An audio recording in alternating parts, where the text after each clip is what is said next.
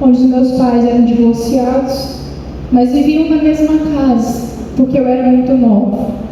E eu vivia com um fardo de que a minha família era infeliz por minha causa. A minha família tinha bebedeira, a minha família tinha drogas, tinha cigarro, tinha drogas pesadas.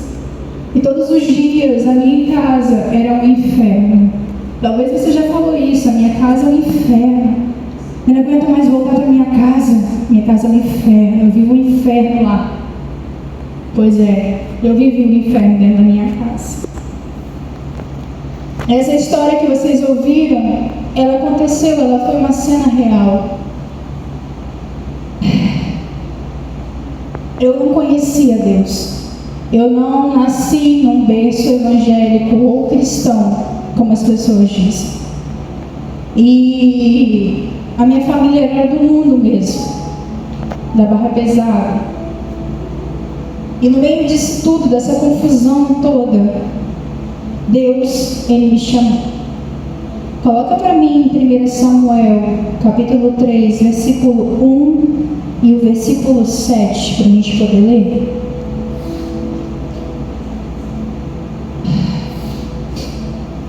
Primeiro Samuel, capítulo 3, versículo 1 e o 7 diz assim: Samuel ainda era menino e ajudava Eli na adoração a Deus o Senhor.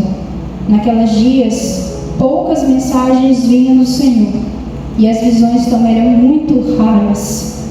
7. Samuel não conhecia o Senhor, pois o Senhor ainda não havia falado com ele. Essa era a minha história.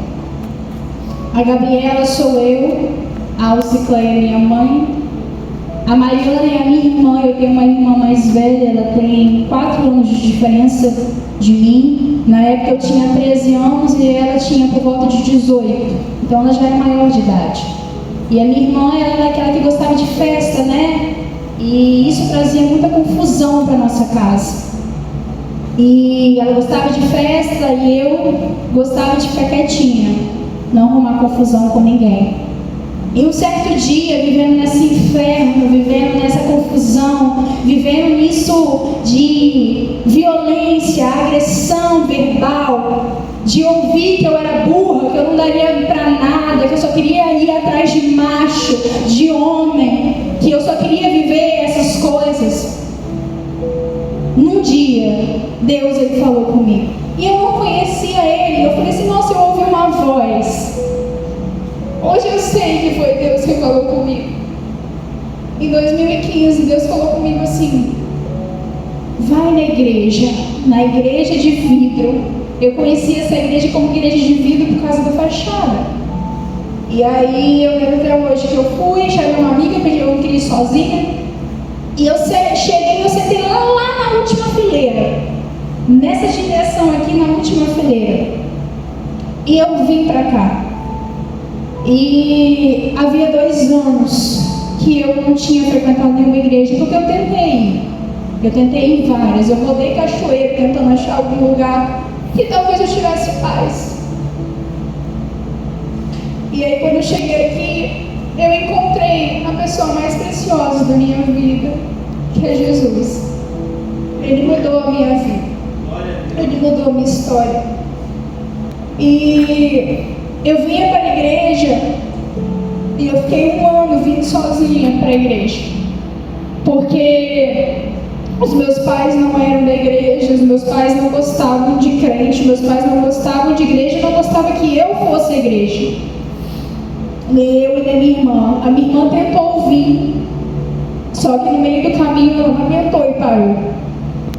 Mas todos os dias eu ia para a igreja, subia sozinho o Morro do Caiçara, com medo, no escuro.